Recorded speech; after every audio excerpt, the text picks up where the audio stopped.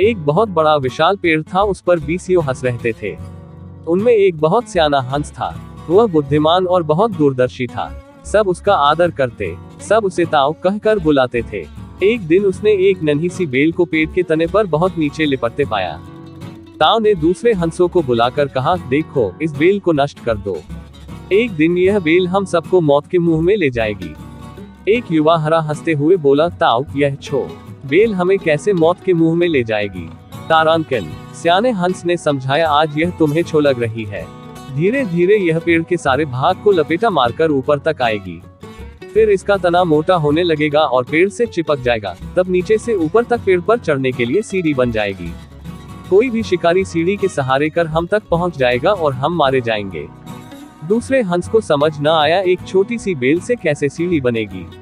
तीसरा हंस बोला, ताऊ, तू तो एक छो बेल को खींचकर ज्यादा ही लंबा कर रहा है। एक हंस बड़बड़ाया, यह ताऊ अपनी अक्ल का रौब डालने के लिए अनशंत कहानी बना रहा है। इस प्रकार किसी दूसरे हंस ने ताऊ की बात को गंभीरता से नहीं लिया। समय बीतता रहा। बेल लिपटते लिपटते ऊपर शाखा तक पहुंच गई। बेल का तना मोटा होना शुरू हुआ और सचमुच ही पेड़ के तने पर सीढ़ी बन गई, जिस पर आसानी से चढ़ा जा सकता था। सबको ताऊ की बात की सच्चाई सामने नजर आने लगी, पर अब कुछ नहीं किया जा सकता था, क्योंकि बेल इतनी मजबूत हो गई थी कि उसे नष्ट करना हंसों के बस की बात नहीं थी। एक दिन जब सब हंस दाना चुगने बाहर गए हुए थे, तब एक बहेलिया उधर आ निकला। पेड़ पर बनी सीढ़ी को देखते ही उसने पेड़ पर चढ़कर जाल बिछाया और चला गया।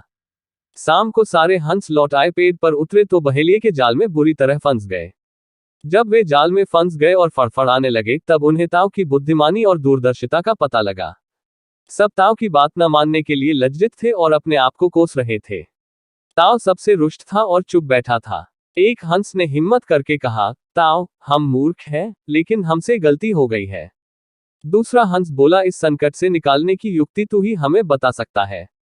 आगे हम तेरी कोई बात नहीं टालेंगे। सभी हंसों ने हामी भरी। तब ताऊ ने उन्हें बताया, मेरी बात ध्यान से सुनो। सुबह जब बहेलिया आएगा, तब मुर्दा होने का नाटक करना। बहेलिया तुम्हें मुर्दा समझकर जाल से निकालकर जमीन पर रखता जाएगा। वहां भी मेरे समान पड़े रहना। जैसे ही यह अंतिम हंस को नीचे रखेगा, मैं सीटी बजाऊंगा। मेरी सीटी सुनते ही सब उड़ जाना। सुबह बहेलिया आया। हंसों ने वैसा ही किया जैसा ताऊ ने समझाया था। रामू बहेलिया हंसों को मुर्दा समझकर जमीन पर पटकता गया। सीटी की आवाज के साथ ही सारे हंस उड़ गए। बहेलिया देखता रह गया। सीख, बुद्धिमानों की सलाह गंभीरता से लेनी चाहिए।